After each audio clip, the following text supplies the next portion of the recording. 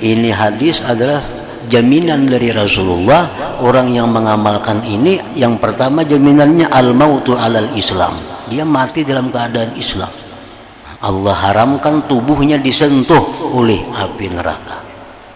Ini lebih istimewa daripada fadilat-fadilat amal yang istilahnya itu dakhalal jannah. Misalnya siapa mengamalkan ini dia masuk surga, itu bisa masuk surga tapi ke neraka berdahulu bisa, karena setiap orang beriman itu pasti ke surga. Setiap orang beriman itu akhirnya dia akan ke surga, walaupun dulu beberapa waktu di neraka.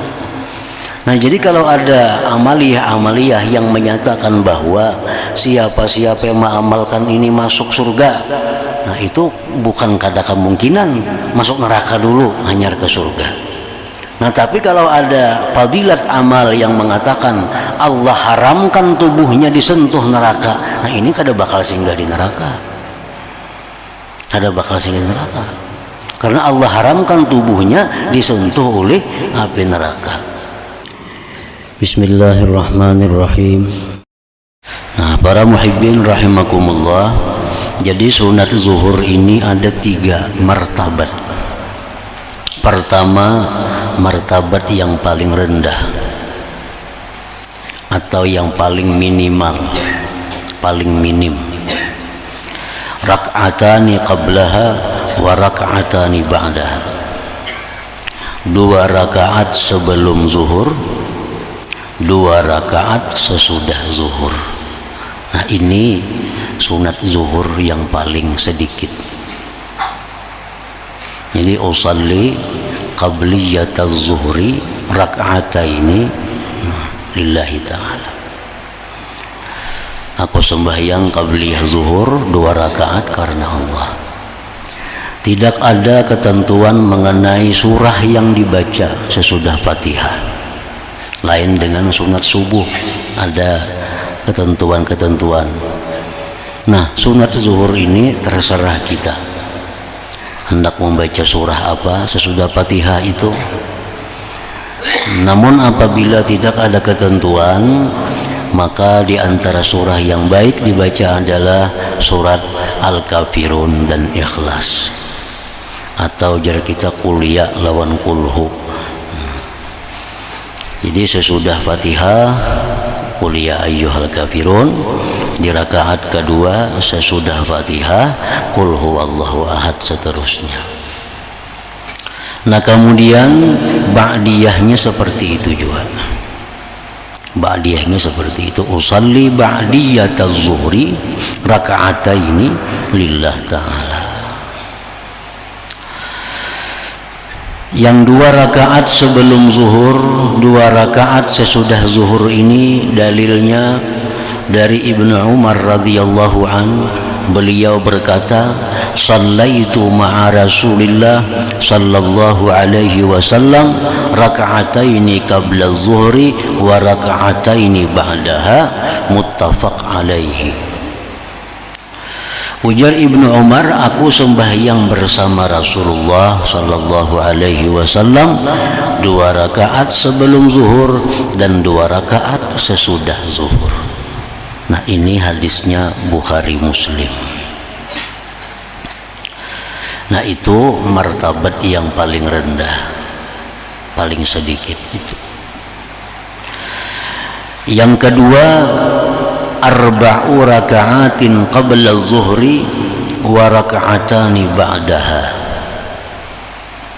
4 rakaat qabliyah zuhur, 2 rakaat ba'diyah zuhur. Nah, ini yang tengah. 4 rakaat qabliyah zuhur, 2 rakaat ba'diyahnya. Para muhibbin rahimakumullah, ini berdasarkan hadis Rasulullah sallallahu alaihi wasallam yang diriwayatkan oleh Aisyah radhiyallahu anha, kana an-nabiyyu sallallahu alaihi wasallam yusalli fi baiti qabla zuhri 4 thumma yakhruju fayusalli bin nas thumma yadkhulu fayusalli raka'atain, rawahu Muslim. Adalah Nabi sallallahu alaihi wasallam, beliau sembahyang di rumahku sebelum zuhur itu 4 rakaat. Kemudian keluar ke masjid menjadi imam. Kemudian beliau balik lagi ke rumah sembahyang 2 rakaat. Nah, jadi ini qabliyahnya 4, ba'diyahnya 2. Nah, ini yang di tengah. Nah, qabliyah yang 4 rakaat itu ada beberapa cara melaksanakannya. Ada cara yang paling baik, ada cara yang nomor 2, ada cara yang nomor 3. Yang paling baik itu melaksanakannya 2 rakaat. 2 rakaat. Nah, ini 2 rakaat, 2 rakaat. Jadi usalli qabliyataz zuhri raka'atain lillahi ta'ala. Habis 2 rakaat tambah lagi usalli qabliyataz zuhri raka'atain. 2 rakaat lagi. Nah, ini yang nomor 1. Surahnya tasarah aja tadi. Habis Fatihah naqul ya ayyuhal kafirun, habis Fatihah qul huwallahu ahad, atau surah-surah yang lain. Nah, cara yang nomor 2 4 rakaat sekaligus. Usalli qabliyataz zuhri 4 raka'atin lillahi ta'ala. Aku sembahyang qabliyah zuhur 4 rakaat lillah ta'ala. 4 rakaat ini kada ada pakai tasyahud. Rakaat 1, 2, 3, 4. Dan masing-masing rakaat itu memakai surah. Ini misalnya rakaat pertama Fatihah dengan qul ya ayyuhal kafirun. Rakaat kedua Fatihah dengan idza jaa nasrullah wal fath. Rakaat ketiga Fatihah dengan tabbat yada. Nah, rakaat keempat Fatihah lawan kulhu. Nah, jadi 4 rakaat sekaligus.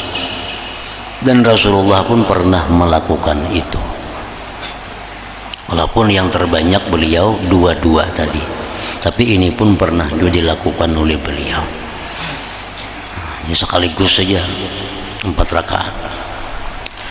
Nah, sesudah zuhurnya hanya 2 rakaat. Nah, cara yang ketiga 4 rakaat tadi batasahud awal, macam sembahyang zuhur. Nah, jadi qabliyah zuhurnya 4 rakaat sekaligus. Rakaat pertama, kedua tasahud awal, kayaknya naik ketiga, keempat.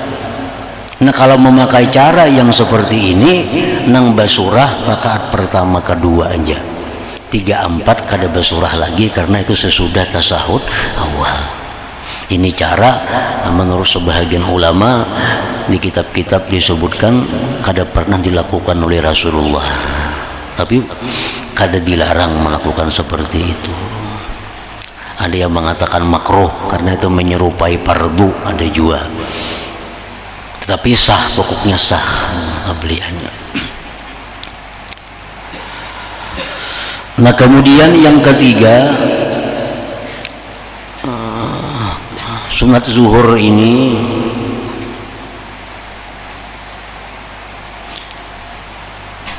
arba'u raka'atin qabla zuhur wa arba'u raka'atin ba'daha. 4 rakaat sebelum zuhur, 4 rakaat sesudah zuhur. Nah, ini yang paling sempurna, ini yang paling baik. Jadi qabliyahnya 4, ba'diyahnya 4. Melaksanakannya tasarah, hendak langsung 4 rakaat sekaligus. 4 rakaat kena ba'diyahnya sekaligus.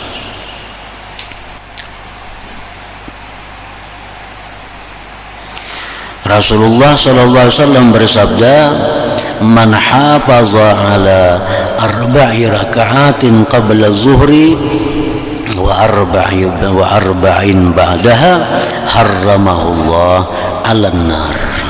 Abu Daud, Tirmidzi.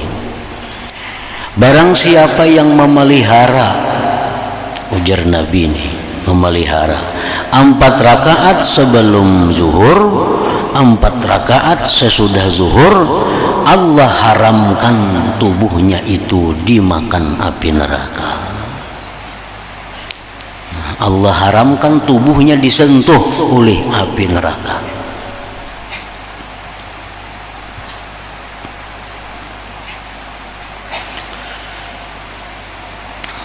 Ini lebih istimewa daripada fadilat-fadilat amal yang istilahnya itu dakhalal jannah.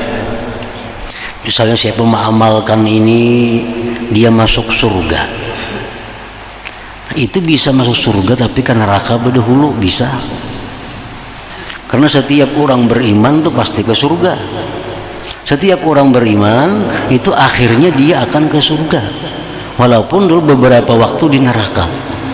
Nah, jadi kalau ada amaliyah yang menyatakan bahwa siapa-siapa yang mengamalkan ini masuk surga, nah itu bukan kada kemungkinan masuk neraka dulu hanya ke surga. Nah, tapi kalau ada fadilat amal yang mengatakan Allah haramkan tubuhnya disentuh neraka, nah ini kada bakal singgah di neraka. Kada bakal singgah di neraka. Karena Allah haramkan tubuhnya disentuh oleh api neraka. Nah, itu siapa yang memelihara? Siapa yang memelihara qabliyah zuhur 4 rakaat, ba'diyah zuhur 4 rakaat juga, Allah haramkan tubuhnya masuk api neraka. Nah, para muhibbin rahimakumullah. Jadi pengertiannya memelihara itu artinya piwali bi ahwalih, pada kebanyakan keadaannya. Artinya orang ini selalu 4 sebelum zuhur 4, sesudah zuhur 4, itu biasa. Cuma dalam waktu-waktu tertentu mau aja kada. Nah, karena ada kesibukan apa, kadang-kadang bisa dua-duanya, itu kada jadi masalah. Cuma umumnya orang ini 4. Nah, itu arti hafazah. Lain lawan pengertian dawama. Nah, jadi dawama itu mengakali. Ini selalu 4 kalau dawama istilahnya. Kalau hafazah ini artinya hafazah fi ghalibil ahwal. Nah, jadi waktu musafir, nah itu kada jadi masalahnya. Walaupun kada qabliyah, kada ba'diyah, kada jadi soal.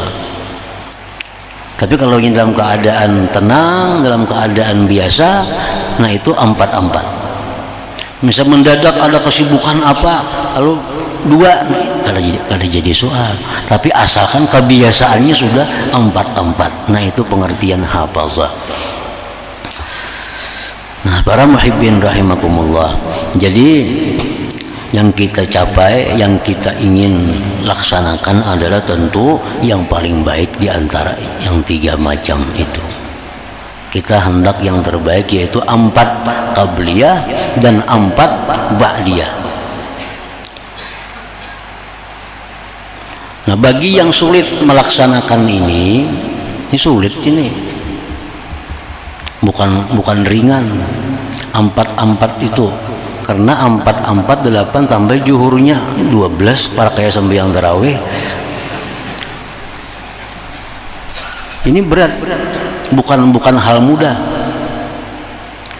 Kada semua orang, kada setiap orang bisa melaksanakan. Bahkan kada setiap orang yang menuntut ilmu bisa melaksanakan itu.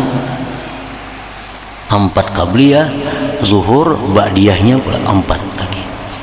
Nah, untuk bisa melaksanakan itu hendaknya dipakai dengan cara latihan. Misalnya belum mampu untuk tiap hari, jadi ambil misalnya seminggu itu 2 hari, ambil 2 hari dulu, Jumat lawan Senin umpamanya, itu 4. Yang lainnya ayo 2 dulu kata bapak. Karena ditambah lagi 3 hari seminggu nang 4 ini, supaya akhirnya dalam semingguan itu kita bisa melaksanakan yang 4 itu. Karena menurut para ulama pensyarah hadis ini hadis adalah jaminan dari Rasulullah, orang yang mengamalkan ini yang pertama jaminannya al-mautu alal Islam, dia mati dalam keadaan Islam. Sahabat Rasulullah yang bernama Ambasah sakit dalam sakaratul maut, gelisah. Keluarganya ini menjadi risau, kenapa gelisah nih? Lalu Jar Ambasah mengatakan, jangan risau, jangan risau. Aku mendengar Rasulullah bersabda, siapa yang memelihara 4 sebelum zuhur, sesudah zuhur tadi, dia kada akan disentuh api neraka, dan aku selalu mengamalkan itu. Jadi ini satu jaminan dari Rasulullah bahwa orang yang membiasakan 4 qabliyah, 4 ba'diyah zuhur, pertama itu jaminan al-maut alal Islam. Orang ini matinya dalam keadaan Islam. Artinya husnul khatimah orang ini matinya. Nah, para muhibbin rahimakumullah, kalau yang 2 tadi ya kadada itu jaminannya. Yang 4 tadi kadada juga. Nah, cuma yang 4 ini yang ada bahwa siapa yang memelihara itu, Allah haramkan tubuhnya dimakan api neraka. Nah, para muhibbin rahimakumullah, andai kata dia kada sempat melakukan itu, keburu waktu masuk masjid, orang tamat. Maka bila orang tamat tuh kada boleh lagi sembahyang kecuali sembahyang fardu. Nah, umpati sembahyang fardu, karena habis sembahyang fardu hanyar 4, dan boleh juga ujar ulama fikih 8 sekaligus. Niatnya usalli sunnat az-zuhri, aku sembahyang sunat zuhur 8 rakaat, qabliyah wa ba'diyah sekaligus digabung. Jadi 8 rakaat langsung. Nah, jadi surahnya ke-8-nya makai surah ke-8 rakaatnya. Soalnya tasahudnya cuma tasahud akhir sekali gini. Nah, itu boleh. Tapi yang paling baik tadi ya 2 itu atau 4 paling kada. Tapi boleh 8 langsung itu.